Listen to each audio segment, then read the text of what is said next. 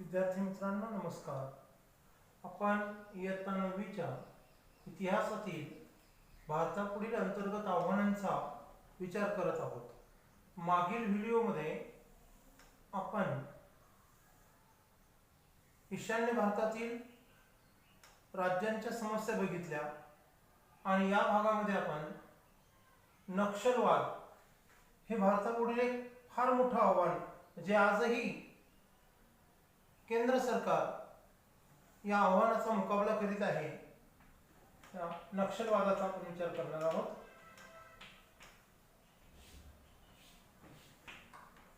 नक्षलवादाची सुरुवात कशी झाली आणि कुठून झाली हा पहिला मूळ प्रश्न आहे.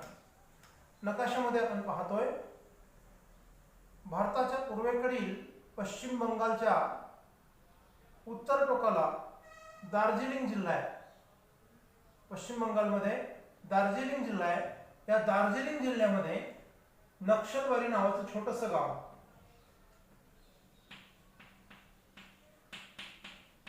नक्षलबाडी पण म्हणतात, नक्षलबारी पण म्हणतात. जिल्हा दार्जिलिंग,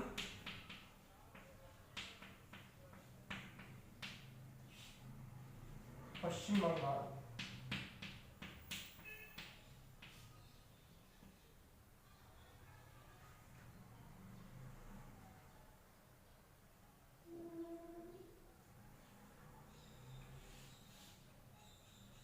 नक्षलबारीमध्ये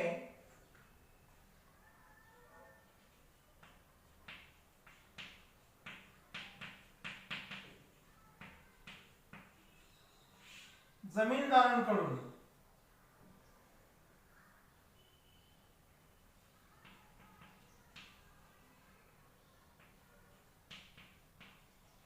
अल्पभूधारक शेतकरी किंवा कुळ आणि शेतमजूर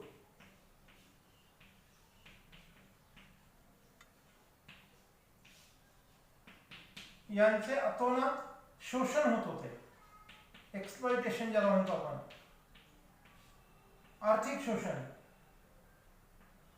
मोठ्या प्रमाणावर होत होते आणि हे थांबविण्यासाठी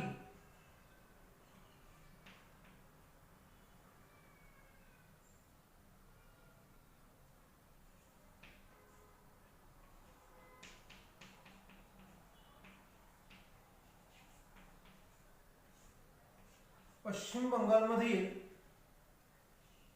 कम्युनिस्ट विचारांचे नेते चारू मुजुमदार आणि कानू सन्याल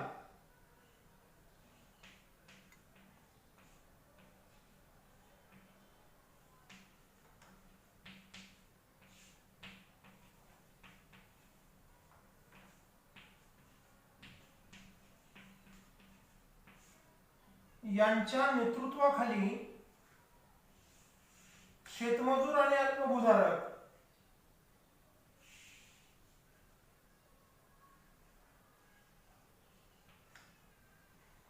नेतृत्व कोणाचं? चारू मुजुमदार आणि कानू सन्याल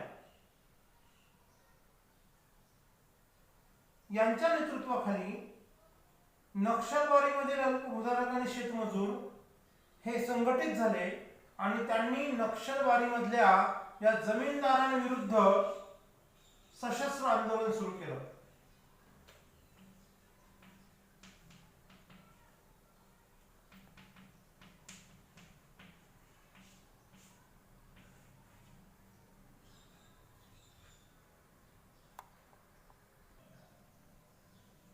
हे चारू मुजुमदार आणि कानू सन्याल चीनी कम्युनिस्ट नेता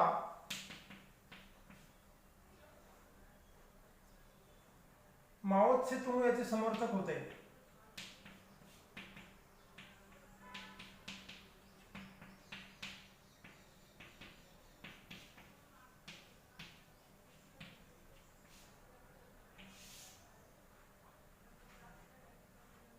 नक्षलबारीमध्ये जे सशस्त्र आंदोलन सुरू केलं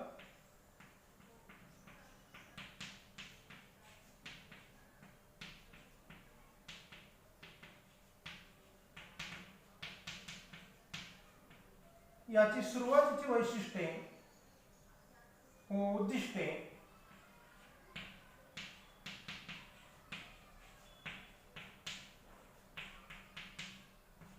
समजून घेणे आवश्यक आहे.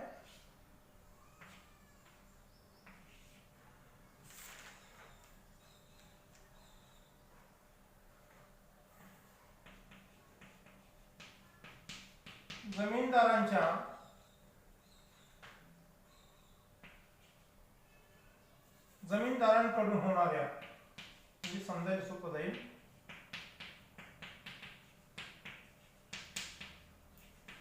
आर्थिक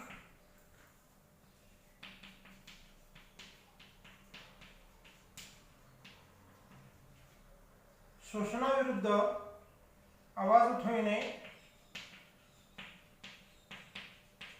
व शोषण बंद करणे, त्यासाठी कृषी समित्यांची स्थापना करणे,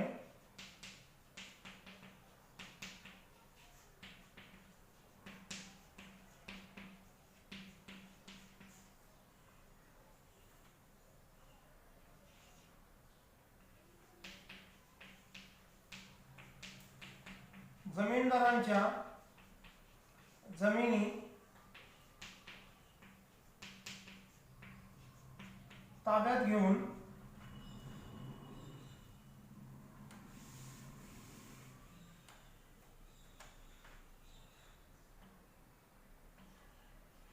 भूमिहीन शेतमजुरांना वाटप करणे,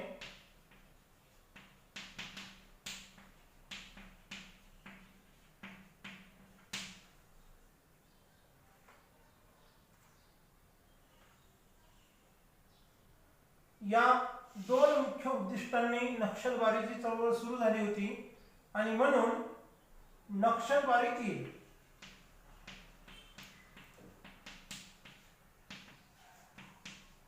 जमीनदारांच्या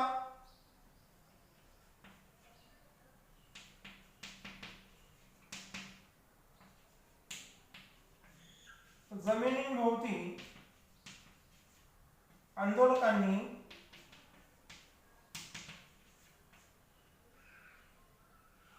लाल झेंडे उभारले.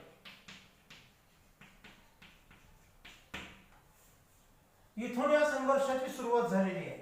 तेव्हा सुरुवातीची उद्दिष्टे जर बघितली तर काही लोकांची सहानुभूती या आंदोलनावर, मात्र पुढे जाऊन हे आंदोलन भरकटलं. हे कसं भरकटलं ते आपण पाहणार आहोत. सुरुवातीची उद्दिष्टे समजून घेणं खूप महत्त्वाचं आहे. पुन्हा एकदा सांगतो, जमीनदारांकडून होणाऱ्या आर्थिक शोषणाविरुद्ध आवाज उठवणे, त्यासाठी कृषी समित्यांची स्थापना करणे, जमीनदारांच्या जमिनी ताब्यात घेऊन त्या भूमिहीन शेतमजुरांना, अल्पभूधारक शेतमजुरांना वाटून देणे, त्या जमिनींचं वाटप करणे, अशा कारणास्तव नक्षलवारीमधला संघर्ष सुरू झालेला होता. ही सुरुवातीची महत्त्वाची दोन उद्दिष्टे होती. परंतु पुन्हा आपण ही दोन नावं लक्षात ठेवायची, त्यांची चित्र आपण पाहू शकतो. प्रतिमा, इमेजेस, चारू मुजुमदार आणि कानू सन्याल या दोन व्यक्तींभोवती सुरुवातीच्या काळात हे नक्षलवादीचं आंदोलन केंद्रित होतं. मी आधी सांगितलं हे कम्युनिस्ट विचारांचे नेते होते. आता यांचा उद्देश काय होता? भारतातील अल्पभूधारक शेतकरी व शेतमजुरांचे संघटन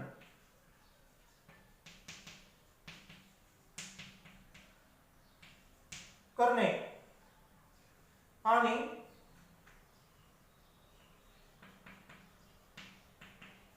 शासनावर दबाव टाकणे. कारण यांच्या मते अल्पभूधारक शेतकऱ्यांच्या आणि शेतमजुरांच्या दुर्दशेला जमीनदारी व्यवस्था कारणीभूत आहे आणि म्हणून ती नष्ट करण्यासाठी त्यांनी हा प्रयत्न चालवलेला होता. इथपर्यंत पण ठीक आहे.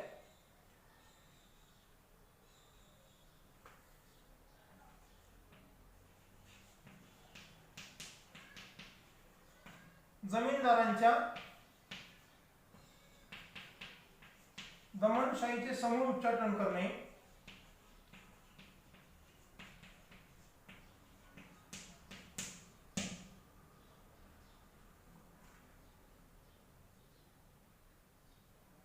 परंतु याला सशस्त्र आंदोलनाची जोड दिली गेली चारू मुजुमदार आणि कानू संमेलनाकडून, त्यामुळे त्यांच्या कम्युनिस्ट पक्षाने त्यांना पक्षातून बहिष्कृत केलं.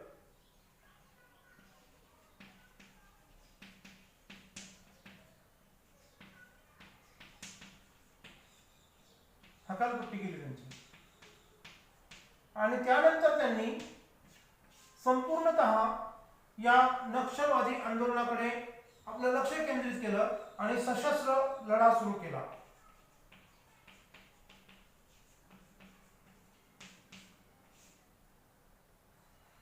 यामुळे पश्चिम बंगालमध्ये संघर्ष पेटला, पण हे नक्षलवादीचं आंदोलन दार्जिलिंग मधल्या नक्षलवादीपुरतं मर्यादित राहिलं नाही,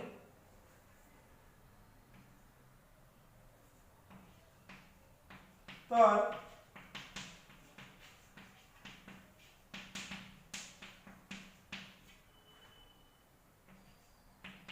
पश्चिम बंगालच्या इतर जिल्ह्यांमध्ये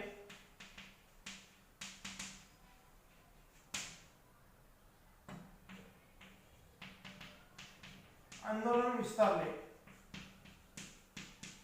त्याचबरोबर शेजारी बिहार, पूर्व बिहार, दक्षिण बिहार म्हणजे आत्ताचा झारखंड,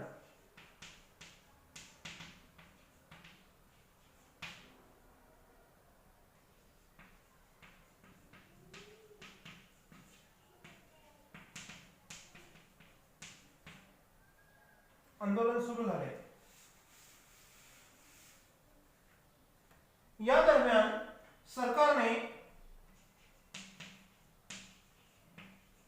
चारू मुजुमदार यांना अटक केली.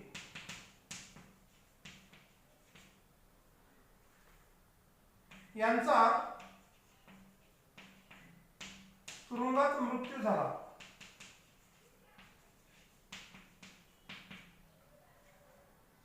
चारू मुजुमदारांचा मृत्यू झाला आणि त्यानंतर या संपूर्ण आंदोलनाची दिशा भरकटली. इथून वेगळं वळण लागलेलं आहे.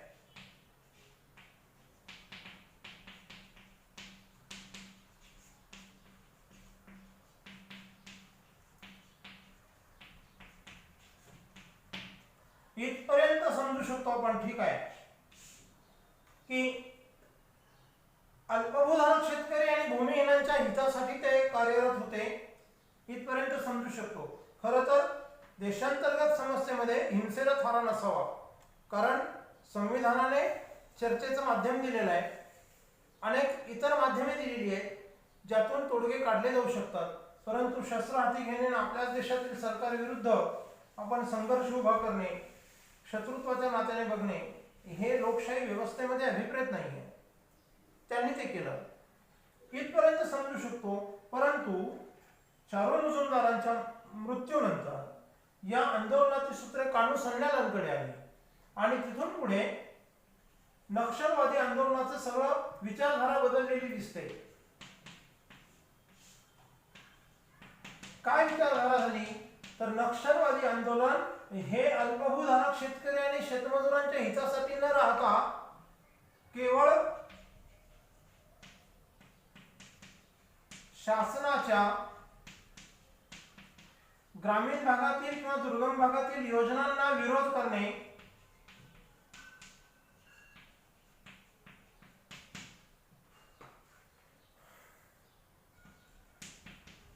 योजना पूर्णत्वास जाऊ न देणे,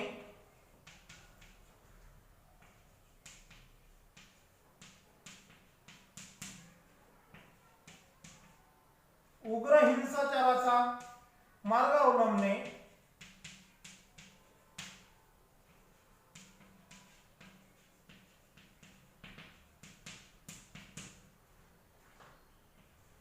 शासकीय अधिकारी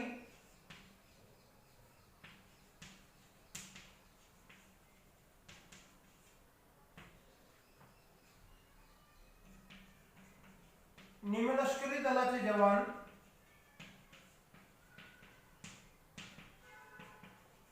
प्रामुख्याने सीआरपीएफ, राजकीय नेते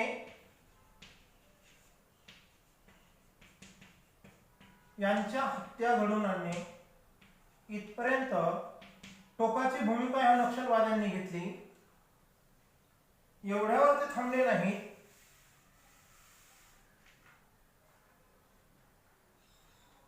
जंगल संपत्तीवर त्यांचा हक्क त्यांनी प्रस्थापित केला आणि अनेक ठिकाणी तर नक्षलवाद्यांनी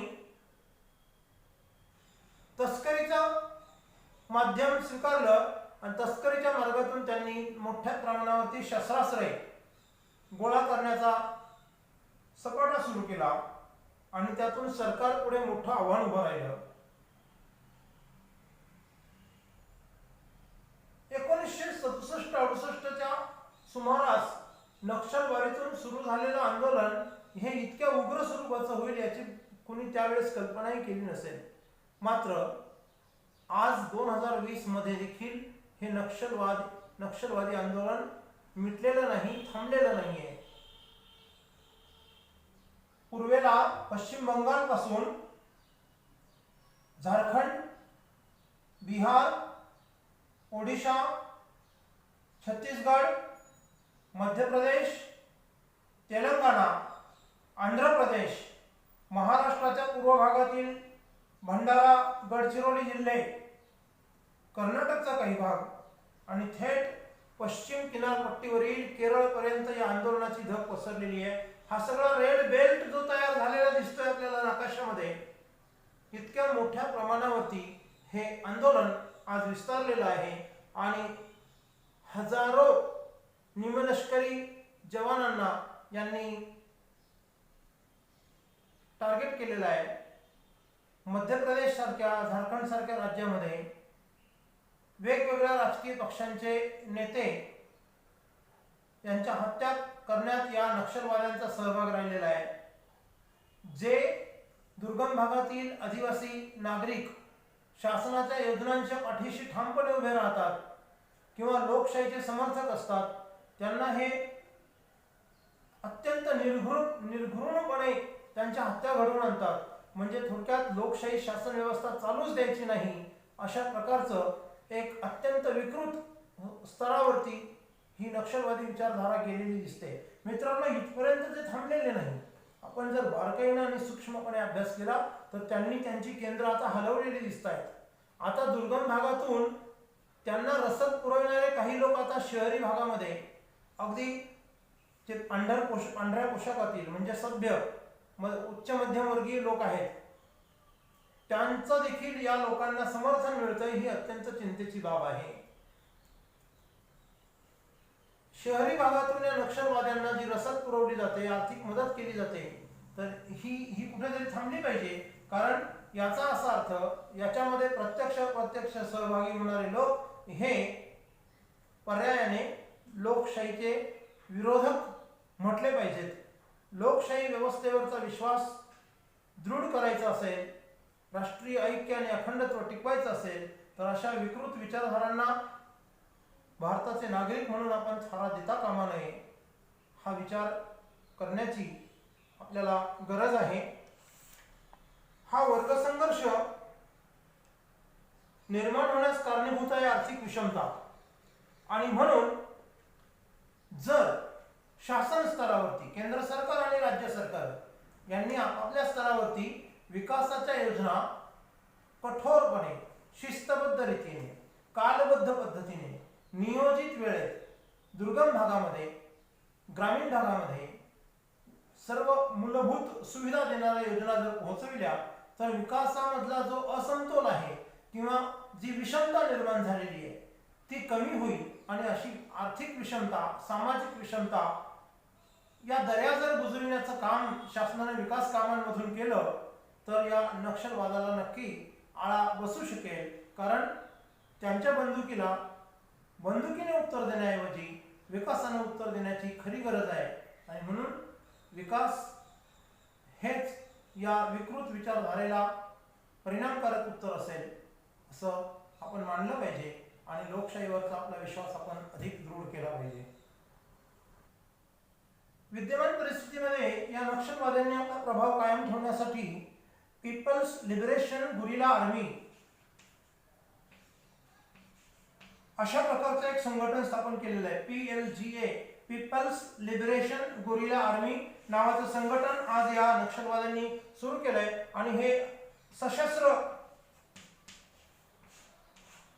दहशतवादी आहे. ते नक्षलवादी म्हणजे दहशतवादच आहे हा.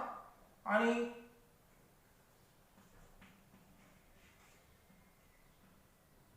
हत्यासत्र घडवून आणण्यामध्ये या नक्षलवाद्यांना प्रशिक्षण जंगलामध्ये दिलं जातं. तर हे अत्यंत घातक आहे. जमातवाद हे भारतापुढील आणखी एक अंतर्गत आव्हान आहे. संकुचित धार्मिक अभिमानातून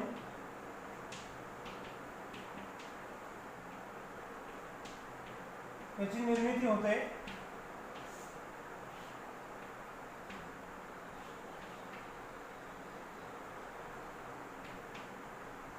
भारतामध्ये दीर्घकाळ सत्ता भोगलेल्या ब्रिटिशांनी हे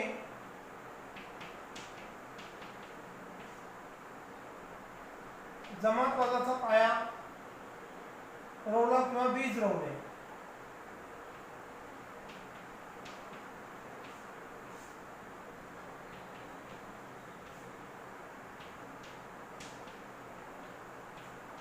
कारण थोडा आणि राज्य करा ही त्यांची नीती होती.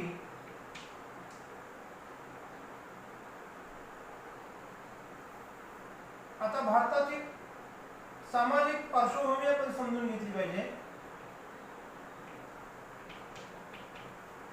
ब्रिटिश भारतात येण्यापूर्वी प्रदीर्घ काळापासून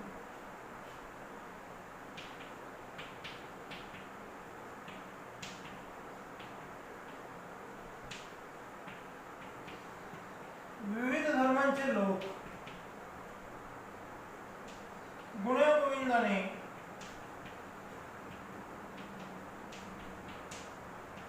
एकत्र राहत आले आहेत.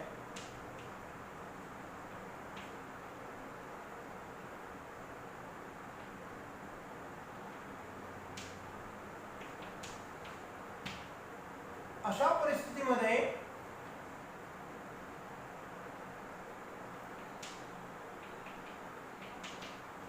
त्यांनी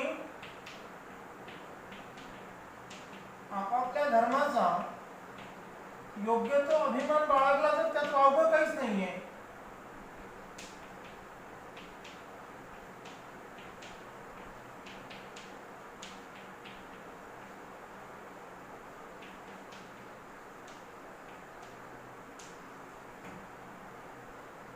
आपापल्या धर्माचा अभिमान असावा.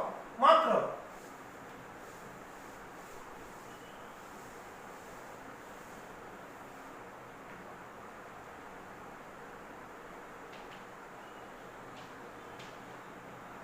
स्वधर्माचा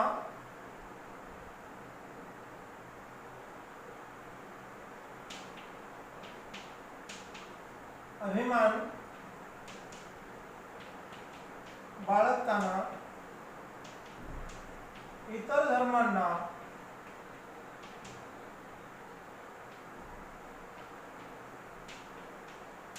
तुच्छ लेखणे, कमी लेखणे या विकृत प्रवृत्तीतून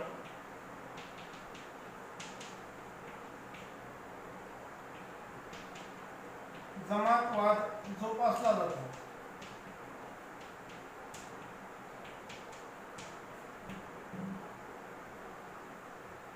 तर आजही काही विकृत घटक असं वागताना दिसतात आपल्याला. पण या जमातवादाचा सर्वात मोठा धोका राष्ट्रीय ऐक्याला निर्माण होतो. आणि राष्ट्रीय ऐक्य हा लोकशाही शासन व्यवस्थेचा, देशाच्या सार्वभौमत्वाचा आत्मा मानला जातो. आणि त्यामुळे आपला धर्म श्रेष्ठ आणि इतर धर्म हे कमी पातळीवरचे आहेत आणि आपण त्यांच्यापेक्षा खूप श्रेष्ठ आहोत, ही भावना ही इतर धर्मांना तुच्छ मानायला प्रवृत्त करते आणि यातून काय पसरते? धर्मांधता.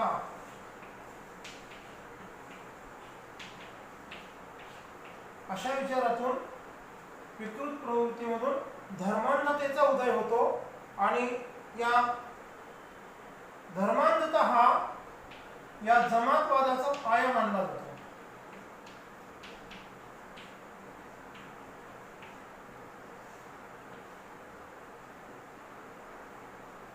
धर्मांधता हा जमातवादाचा पाया मानला जातो. या धर्मांधतेचे परिणाम काय होतात?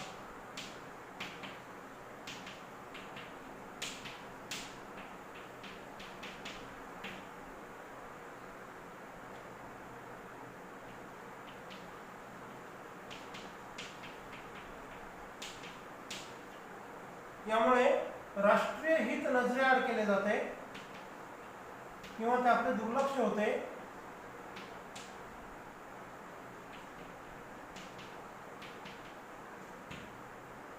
राष्ट्रहितापेक्षा धर्माचं हित महत्वाचं मानलं जातं आणि हे राष्ट्रहिताला बाधक आहे, पर्यायानं राष्ट्राच्या ऐक्याला पण बाधक आहे.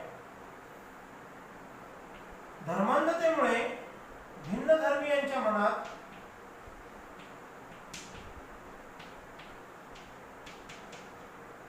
दहशत निर्माण होते.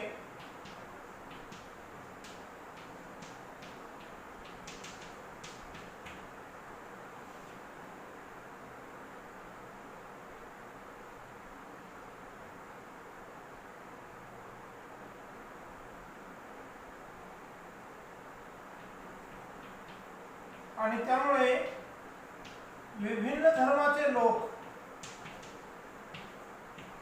परस्परांकडे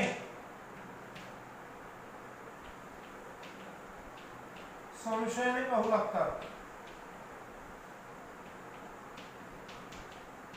म्हणजेच काय होतं? परस्परांमधला विश्वासाचं नातं तुटतं किंवा विश्वास तुटतो. हे राष्ट्रीय ऐक्याला बाधक आहे.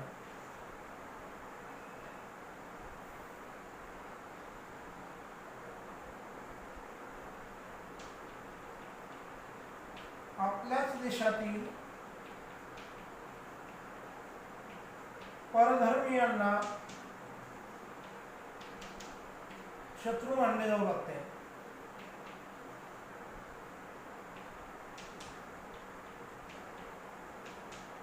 पुन्हा राष्ट्रीय ऐक्याला बाधक आहे. तर अशा रीतीने इतरांना तुच्छ मानण्याची प्रवृत्ती आणि स्वतःचा धर्मश्रेष्ठ ही विकृत प्रवृत्ती यातून धर्मांधता जपली जाते, जो जमातवादाचा पाया आहे. आणि या जमातवादाचे परिणाम राष्ट्रीय हित नजरेआड केलं जातं, कारण केवळ स्वतःच्या धर्माचंच हित पाहण्याची प्रवृत्ती बळावते. भिन्न धर्मीयांच्या मनात त्यामुळे भीती निर्माण होते, दहशत बसते. विभिन्न धर्माचे लोक परस्परांकडे यामुळे संशयाने पाहू लागतात, म्हणजे विश्वास तुटतो. आणि आपल्याच देशातील नागरिकांना, कारण भारत माझा देश आहे, सारे भारतीय माझे बांधव आहे असं मी जेव्हा म्हणतो तेव्हा मी धर्माचा विचार करत नाही. एकूण सर्व धर्मांचे लोक या देशात राहणारे ते भारताचे नागरिक आहेत, म्हणून ते माझे बांधव आहेत. पण जेव्हा एखाद्या धर्माचे लोक जमातवादाचा अवलंब करतात, धर्मांधतेने वागतात, तेव्हा भिन्न गट निर्माण होतात धर्माच्या आधारे आणि ते इतर धर्मीयांना शत्रू मानतात. यातून राष्ट्रीय ऐक्य दुभंगलं जातं आणि ऐक्य दुभंगणं हे देशाच्या सार्वभौमत्वाच्या अखंडतेच्या दृष्टीने अहितकारक आहे, बाधक आहे, घातक आहे आणि म्हणून हे अंतर्गत आव्हान आहे. या जमातवादाचं आणखी एक वैशिष्ट्य आहे. आर्थिक, सामाजिक प्रश्नांचा विचार हा धर्माच्या चौकटीतून केला जातो.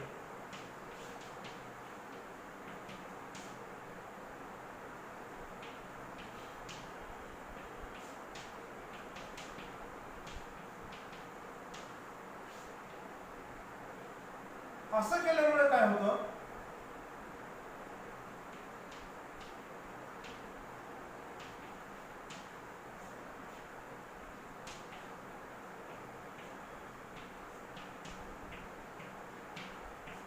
इतर धर्मातील लोक देखील हळवे बनायला लागतात. सरकारकडून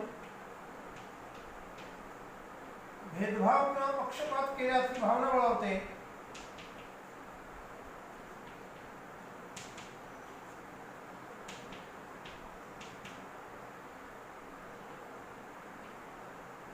आणि मग हे लोक सरकार बरोबर असहकार स्वीकारतात.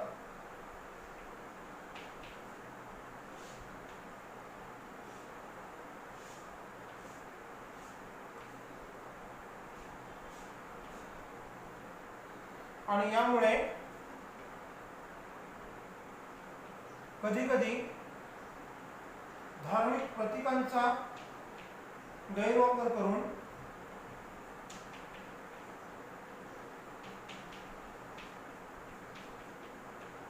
विविध प्रकारची धार्मिक प्रतीके, मंदिरे असतील किंवा इतर प्रार्थनास्थळे असतील, पुतळे असतात, त्याचा विटंबनेचा मार्ग अवलंबायचा आणि भिन्न समाजामध्ये दंगली घडवून आणायच्या.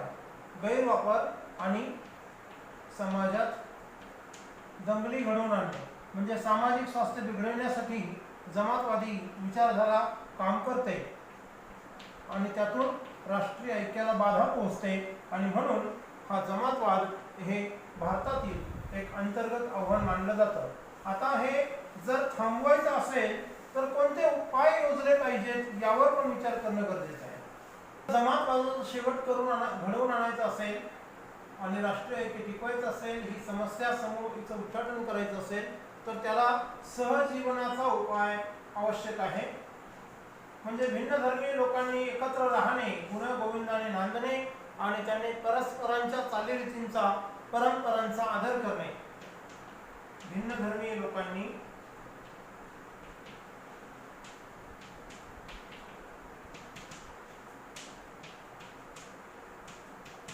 परस्परांच्या चालीरीती,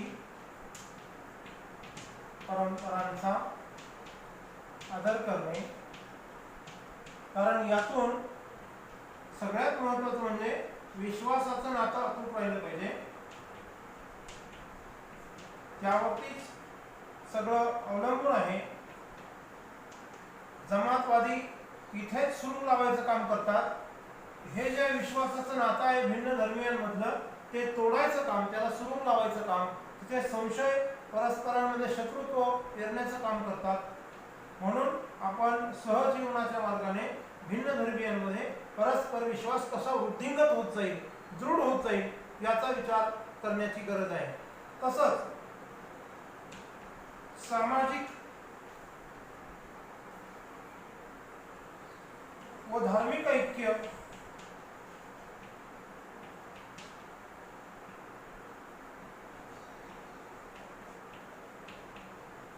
जोपासण्यासाठी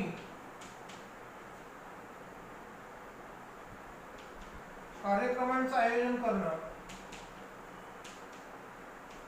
हा देखील एक मार्ग असू शकतो. संघटनात्मक पातळीवरती भिन्न धर्मीय तरुण किंवा लोक एकत्र आले आणि त्यांनी परस्पर ऐक्य मजबूत करण्यासाठी जर अशा प्रकारचे पावलं उचलली तर त्यातून जमातवादाचं समूळ उच्चाटन करण्यासाठी बळ मिळू शकतं. त्यानंतर एकमेकांच्या चालीरीतींचा आदर, मी आधीच सांगितलेला आहे, हा मुद्दा आलेला आहे या ठिकाणी. तर अशा रीतीने एकसंघपणे जमातवादाचा मुकाबला करण्याची आज गरज आहे. जमातवादाचा मुकाबला करण्याची आज गरज निर्माण झालेली आहे. कोविड-19च्या परिस्थितीमध्ये आपण याचा अनुभव घेतलेला आहे.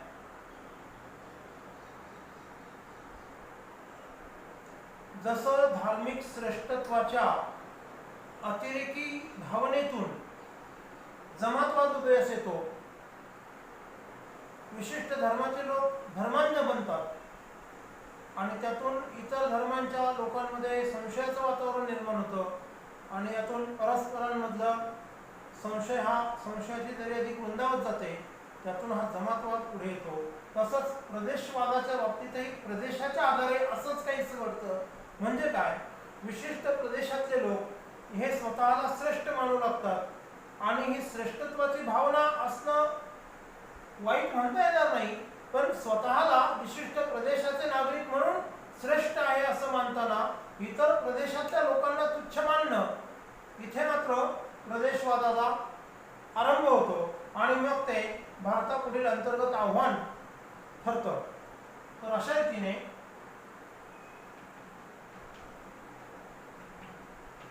स्वतःच्या प्रदेशापेक्षा इतर प्रदेश कमी महत्वाचे मानणे स्वतःला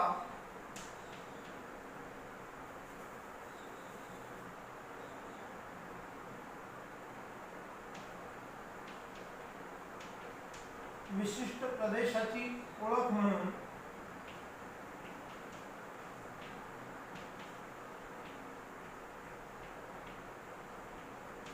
अतिश्रेष्ठ समजणे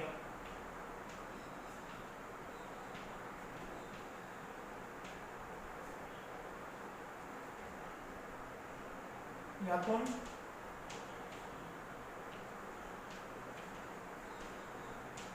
प्रदेशवाद जोपासला जातो.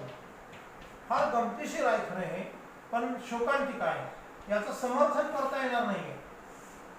पण हे केवळ अमुक बिहारी, तमुक कन्नडी किंवा कानडी कर्नाटक मधला, आणखी कुणीतरी तेलुगू आंध्रमधला, तेलंगणामधला, तो मल्याळी केरळमधला आणि मी मराठी महाराष्ट्रातला, म्हणजे प्रादेशिक भाषेच्या आधारेच हा प्रदेशवाद असतो असंही नाहीये. त्याच्यापेक्षा आणखी गमतीशीर भाग असा, एकाच जिल्ह्यामधल्या दोन भिन्न तालुक्यातले लोक देखील या अधिक अति अहंकारातून आपल्याच जिल्ह्यातल्या अन्य तालुक्यातल्या लोकांना तुच्छ वागवायला लागतात. भारत हा विविधतेने नटलेला देश आहे. महाराष्ट्रातला नाशिक जिल्हा हे सगळ्या भारताचं एक प्रतिकात्मक चित्र आहे. ज्या ठिकाणी नाशिक जिल्ह्याचं शहर वसलेलं आहे तिथून 40 किलोमीटर चारही बाजूंना जर आपण फिरलात तर आपल्या असं लक्षात येईल,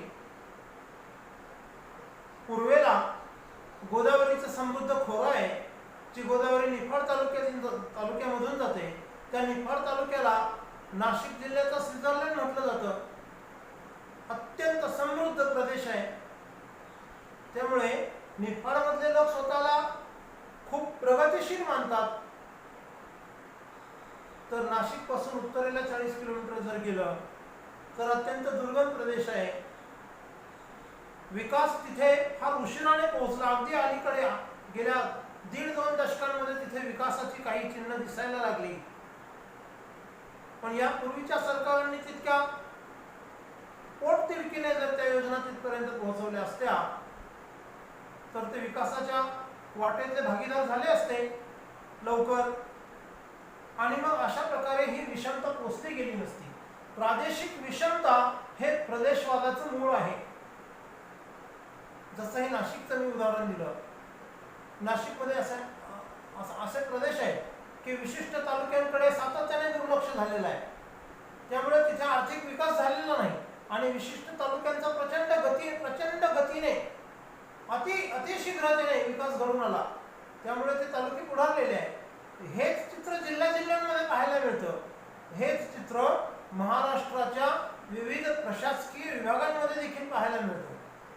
पश्चिम महाराष्ट्र हा इतर विभागांच्या प्रादेशिक प्रशासकीय विभागांच्या तुलनेने प्रचंड पुढारलेला आहे. पश्चिम महाराष्ट्र इतका विकास उत्तर महाराष्ट्राचा झालेला नाही आणि मराठवाड्याचाही झालेला नाही.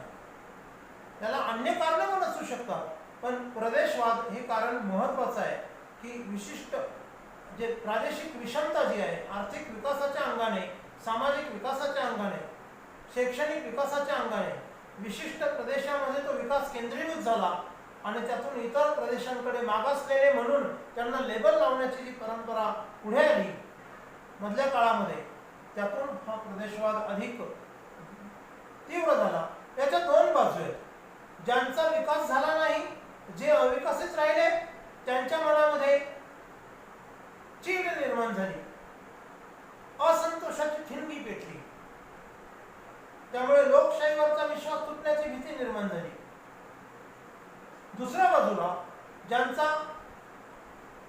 अतिशय विकास घडून आला, ते स्वतःला श्रेष्ठ समजायला लागले, त्यातून त्यांचा अहंकार फुलला. या दोन्ही गोष्टी वाईट आहेत.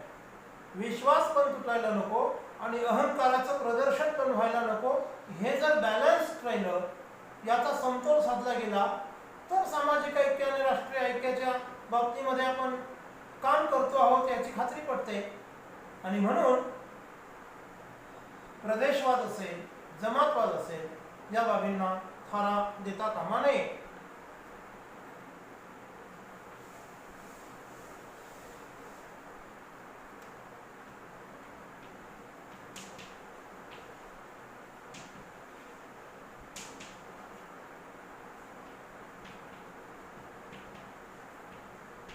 मी आता हाच मुद्दा आपल्याला सांगितला. आर्थिक विकास हा प्रगतीचा पाया असतो, परंतु जेव्हा विकासाचा असमतोल प्रदेशानुरूप बिघडतो,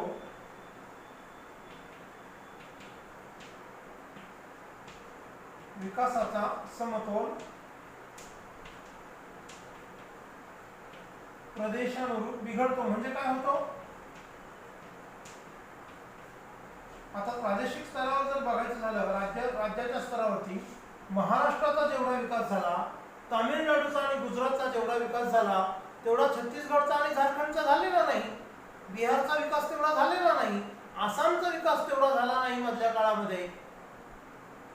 म्हणून महाराष्ट्र, तामिळनाडू आणि गुजरात, पंजाब ही राज्ये औद्योगिक दृष्ट्या, आर्थिक दृष्ट्या प्रगत राज्य म्हणून भारतात ओळखली जातात. त्या उलट बिहार, झारखंड, छत्तीसगड, आसाम ही राज्ये मागासलेली राज्य म्हणून ओळखली जातात. मग आसाम मधल्या लोकांना, बिहार मधल्या लोकांना वर्षानुवर्षे रोजगारासाठी इतर राज्यांमध्ये स्थलांतर करावं लागतंय. त्यांच्या राज्यात जर पुरेसा विकास झाला तर त्यांना स्थानिक पातळीवरती रोजगार जर उपलब्ध झाला तर ते इतर राज्यांमध्ये स्थलांतरित म्हणून जाणार नाहीत. पण दुर्दैवानं त्यांना अजूनही स्थलांतरित म्हणून इतर राज्यांमध्ये जावं लागतं, महाराष्ट्रामध्ये यावं लागतं. त्यांच्याशिवाय महाराष्ट्राचं आजही पान हलत नाही, अशी स्थिती आहे. म्हणून हा प्रदेशवाद जो आहे, हा जर याचं समूळ उच्चाटन करायचं असेल तर काय सांगता येईल आपल्याला? प्रदेशवादाचे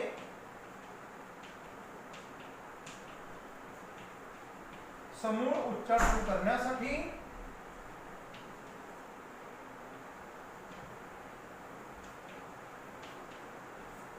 सर्वत्र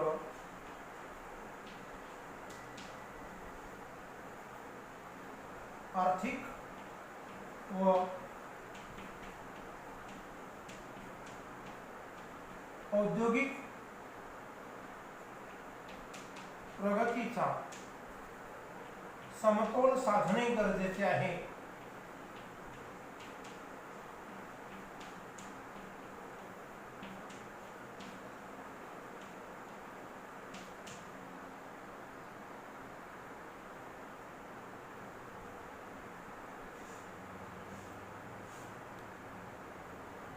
हे झालं तर लोकांचा विश्वास बसेल. कृषी विकासाच्या बाबतीत पण तसंच आहे. ज्या प्रदेशामध्ये जलसिंचनाची सुविधा मिळण्यासाठी 40-50 वर्षे वाट पाहावी लागते, त्या प्रदेशातल्या लोकांचा संयम तुटतो आणि काही विशिष्ट प्रदेशातल्या, त्याच राज्यातले विशिष्ट भागातले नेते सगळ्याच योजना त्यांच्या मतदारसंघात वळवतात. तिथे पाण्याचा पूर असतो. प्रत्येक 5-10 किलोमीटरवरती समांतर कालवे असतात, एक्सप्रेस कालवे असतात, सगळ्या प्रकारच्या सुविधा असतात, सगळीकडे हिरवगार असतं, 12 महिने पाण्याची व्यवस्था करून ठेवलेली आहे. मतदारसंघाच्या सगळ्या बाजूने धरणं बांधून ठेवलेली आहे. मोठ्या प्रमाणात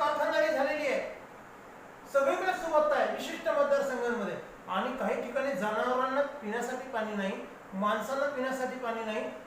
अजूनही महिलांना 2-2, 3-3 हंडे एकावर एक डोक्यावर घेऊन महिलांना भटकंती करावी लागते. एप्रिल मे महिन्यामध्ये पाण्याचे टँकर त्यांच्या पाचवीला पुजलेले आहेत. ही जी भिन्नता दिसते ही एक प्रकारची विषमतेचं निदर्शक आहे.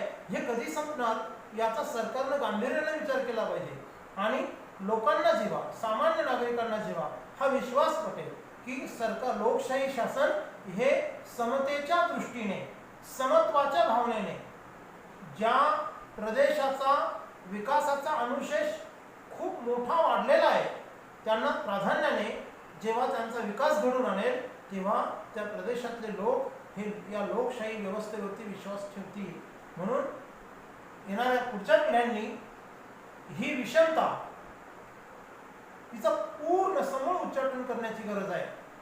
समतेचं सूत्र हे आर्थिक अंगानं, औद्योगिक क्षेत्रामध्ये, कृषी क्षेत्रामध्ये अवलंबन केलं नाही तर राष्ट्रीय ऐक्याला पुन्हा धोका निर्माण होऊ शकतो. हे स्वाभाविक आहे.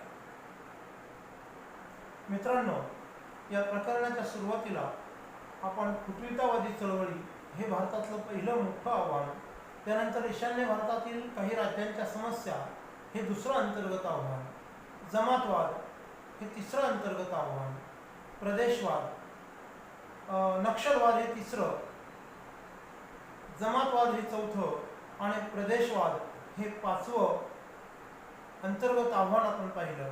पण केवळ ही पाठामध्ये विस्ताराने दिलेली आव्हानं एवढीच फक्त अंतर्गत आव्हानं भारतापुढे आहे असं नाही. त्या व्यतिरिक्त अन्य देखील अंतर्गत आव्हानं भारतासमोर आहेत. ती कोणती आहेत? इतर अंतर्गत आव्हाने आपण म्हणूया.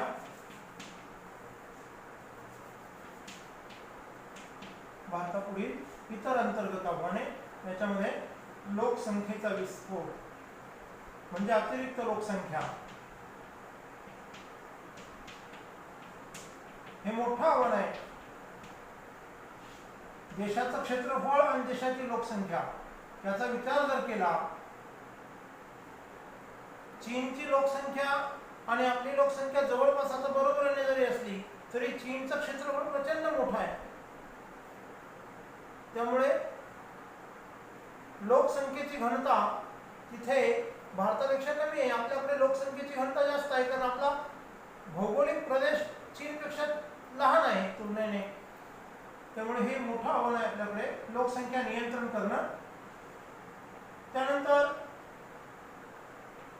अलीकडच्या 2-3 दशकांमध्ये ही समस्या खूप भेडसावते आहे, शेतकऱ्यांच्या आत्महत्या. त्याच्यावरती ठोस दीर्घकालीन उपाय योजण्याची आवश्यकता आहे. हा दीर्घकालीन उपाय काय असू शकतो?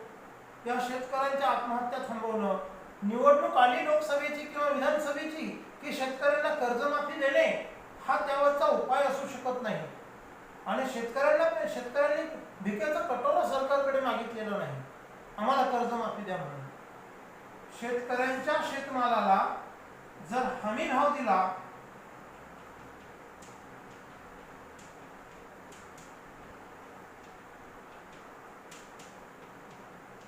असा हमी भावाचा कायदा जर केला तर शेतकरी आत्महत्येपासून परावृत्त होऊ शकतो. तो आत्महत्या करणार नाही कारण त्याला त्याच्या मालाला हमी भाव हा कायद्याने दिला गेला पाहिजे. हा कायदा अजूनही पूर्णत्वास गेलेला नाही, म्हणजे हा कायदा झालेला नाही. तर अशा कायद्याची गरज आहे. अशा हमी भाव देणाऱ्या कायद्याची गरज आहे शेतकऱ्याला. या दृष्टीने सरकारने पावलं उचललेली आहे लोकसंख्या नियंत्रित करण्यासाठी. पण शेतकऱ्यांच्या आत्महत्या थांबविण्यासाठी जो ठोस उपाय आहे, शेतकऱ्याला त्याच्या मालाला हमी भावाची शाश्वती देणं कायद्याच्या रूपाने, तर त्याची गरज आहे. देशापुढचं सगळ्यात मोठं आणखी एक मोठं संकट आहे ते म्हणजे अस्वच्छता.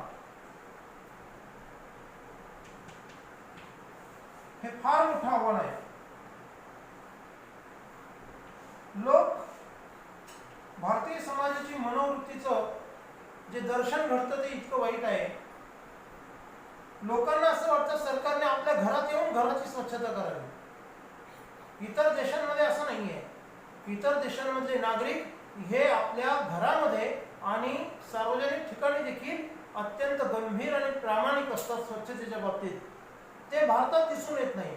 जेव्हा परदेशी पर्यटक भारतामध्ये पर्यटनासाठी येतात तेव्हा रेल्वेतून प्रवास करताना बकाल रेल्वे स्टेशनच्या आजूबाजूला विस्तारलेल्या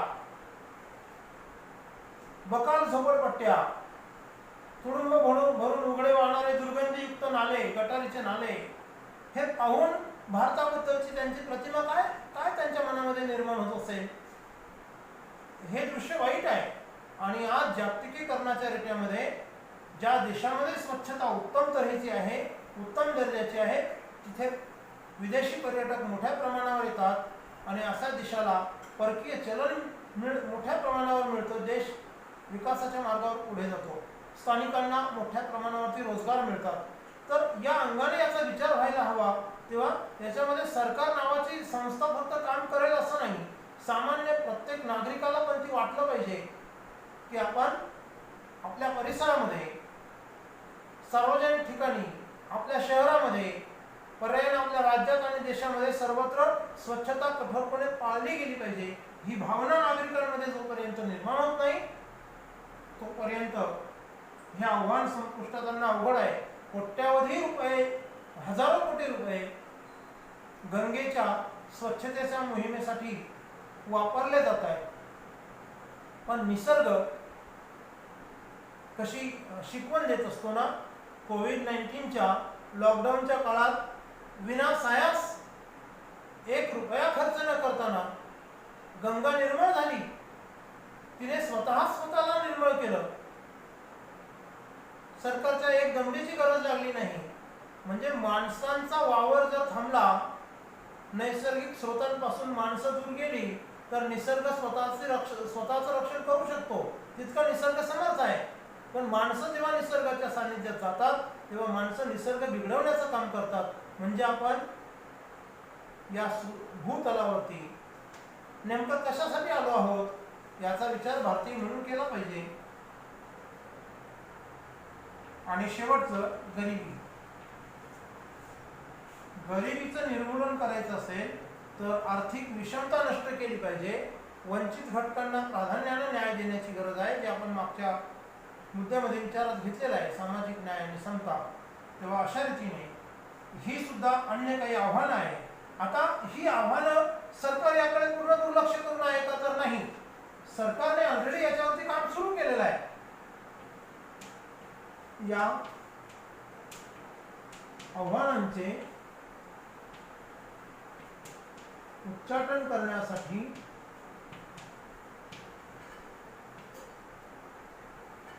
शासनाचे प्रयत्न सुरूच आहेत. परंतु देशातील नागरिकांची त्याला योग्य साथ मिळायला पाहिजे ना.